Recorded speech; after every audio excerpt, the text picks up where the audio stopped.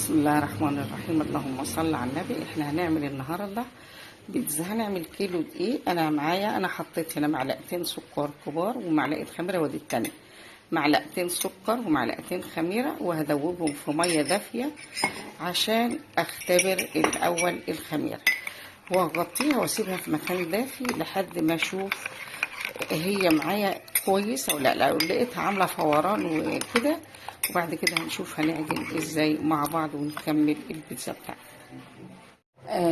انا دلوقتي هدفي كوبايه لبن، وهحط عليها نص مج كده او نص كوبايه سمنه على زيت، ومعلقه صغيره ملح، وهحط نص كمان لان انا عامله كيلو وربع دقيق، يعني هزود قولي ربع معلقه كده. هسخن دولت مع السمنه عشان يبقى كله دافي، ومعايا كيلو وربع دقيقه اهو. ولما دفي اللبن هنعجن واشوف الخميره مع بعض دلوقتي. ما شاء الله، شايفين الخميره؟ ده دليل على انها ناجحه. هحطها على الدقيق،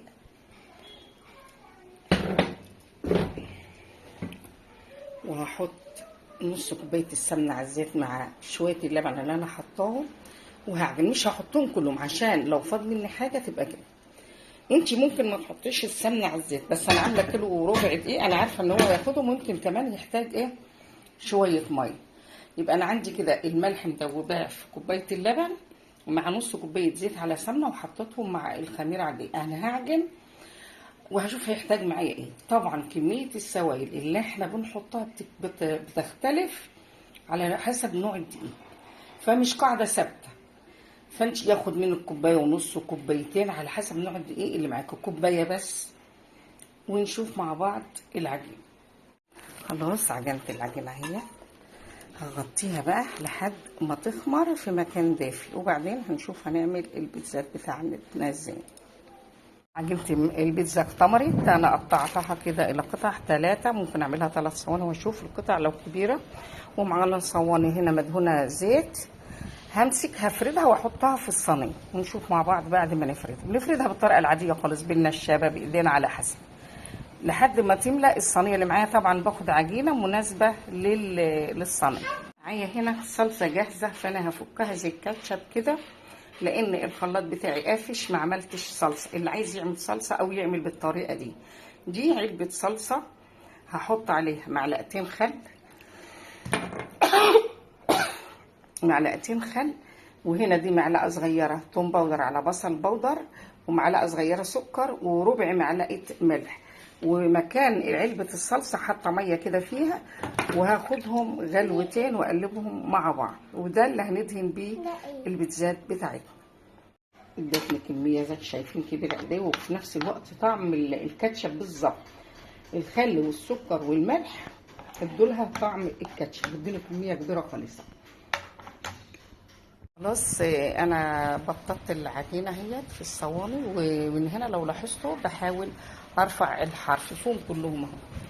دلوقتي هعمل هدهنهم بقى بالكاتشب اللي انا عاملاه، ونشوف هنحشي 2 من اللي هي الفراخ والبطاطس، والتانية هعملها ميكس جبن.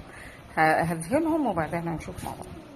بسم الله الرحمن الرحيم. اللهم صل على النبي. دلوقتي هعمل حشوه البيتزا. انا حطيت معلقتين زيت ومعلقه سمنه، اي نوع سمنه او زبده عندي.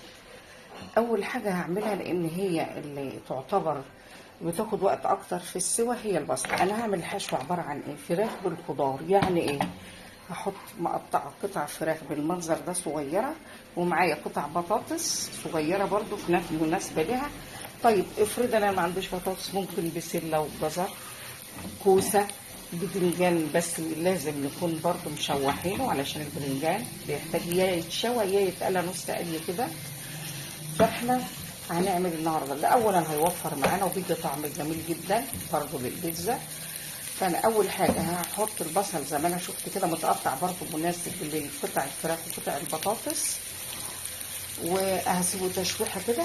لما يدبل هحط الفراخ عليه، وبعد كده هحط البطاطس وهسيبهم يستووا مع بعض ونشوف مع بعض. بس لما البصل يدبل. خلاص البصل دبل معايا، معلقه ثوم مفروم بالمنظر ده ومقطع، هقلبها بس لحد ما ريحتها تطلع. ثواني بس، لان انتوا عارفين الثوم ما بياخدش وقت اصلا. الله، ريحته بتطلع في ثواني كده، ريحه الثوم دي خطيره لا تقاوم. بعد كده بقى هحط الفراخ متقطعه صدور او اوراق اللي عندك، المهم يعني ايه تبقى معايا.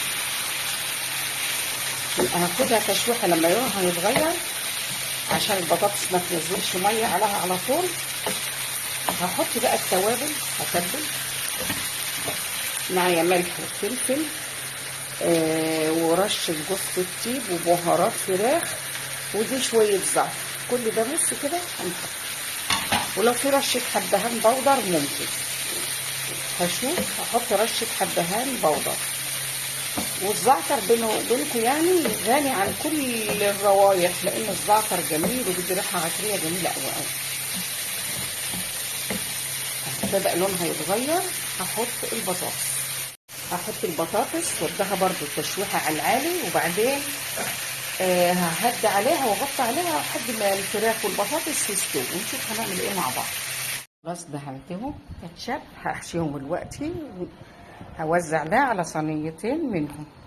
خلاص حشيت 2 الفراخ بالبطاطس كده تمام، والتانية ميكس جبن هوزع عليها بس فلفل وطماطم ونخبزهم بقى.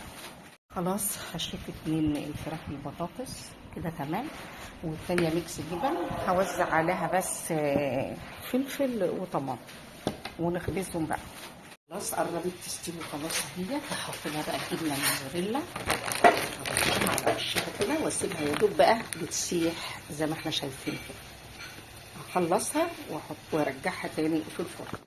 ما شاء الله شايفين اديت لخليط طعمها رائع وجميل. جربوا الطريقه دي وبألف هنا وشفا.